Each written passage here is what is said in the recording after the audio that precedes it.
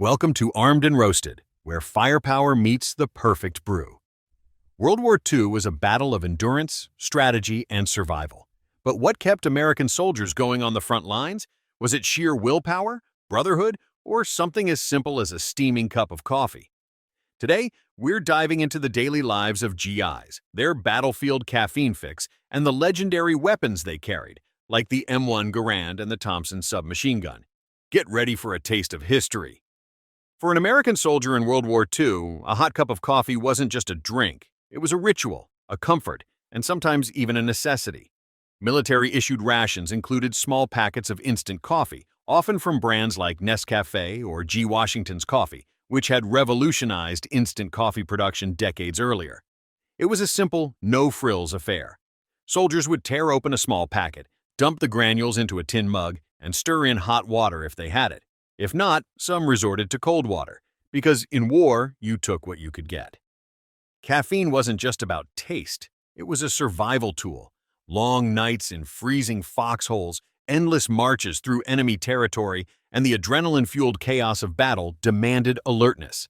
The bitterness of the instant coffee was sometimes masked with sugar or powdered milk if available, but many soldiers took it as it was, strong, hot if they were lucky, and bitter enough to wake the dead. Coffee also became a rare moment of peace in the chaos of war. It was a break between battles, a taste of home, and a moment to reflect. In mess tents, around campfires, or even in the trenches, coffee was passed around, shared between brothers in arms. Some veterans would later recall how those brief moments, sipping hot coffee from metal canteens, felt like the only normal thing in a world gone mad. But what did this wartime coffee actually taste like?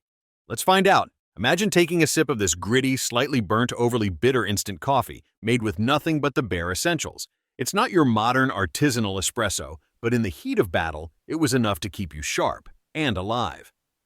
Of course, caffeine alone didn't win the war. American soldiers needed firepower, and few weapons were as crucial to their success as the M1 Garand. Designed by John Garand, this semi-automatic rifle was a game-changer. Before its introduction, most soldiers around the world carried bolt-action rifles, meaning they had to manually cycle the bolt between shots. The M1 Garand changed that. It fired 30-06 caliber rounds, had an 8-round unblocked clip, and allowed soldiers to fire as quickly as they could pull the trigger. This speed gave American troops a serious advantage. While enemy soldiers were still working their rifle bolts, GIs could keep firing, suppressing enemy positions and advancing faster. The rifle was reliable, durable, and accurate up to several hundred yards. It wasn't perfect, the rifle was heavy, and when the last round was fired, the clip ejected with a loud ping, potentially giving away a soldier's position. But to the men who carried it, the M1 Garand was more than just a weapon. It was a lifeline. That sound, every World War II soldier knew it. Some say enemy troops even learned to listen for it, waiting for that ping to charge. But the truth? American soldiers had ways to counter that. Some carried extra clips and threw them on rocks to fool their enemies into thinking they were out of ammo. For officers, paratroopers, and specialized units, the Thompson submachine gun was another favorite. This iconic firearm, often associated with Prohibition-era gangsters, found a new purpose in the hands of American soldiers. Chambered for 45 ACP rounds, the Thompson was perfect for close-quarters combat, allowing soldiers to lay down heavy fire when things got up close and personal. Though the Thompson was extremely effective, it was also heavy, almost 11 pounds when fully loaded. Still, its reliability and stopping power made it a favorite among troops. In urban combat, trench clearing, and jungle warfare, the Thompson earned its place as a symbol of American firepower. If you heard that sound on the battlefield, you knew the fight was getting close and personal. The Thompson wasn't just a weapon, it was a statement. For the American soldier in World War II, life was a strange mix of brutal combat and simple moments of normalcy.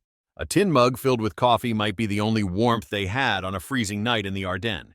A rifle slung over their shoulder was the only thing standing between them and the enemy. These were the tools of survival, the coffee to keep them going, and the weapons to keep them alive. Even today, the legacy of the American GI lives on.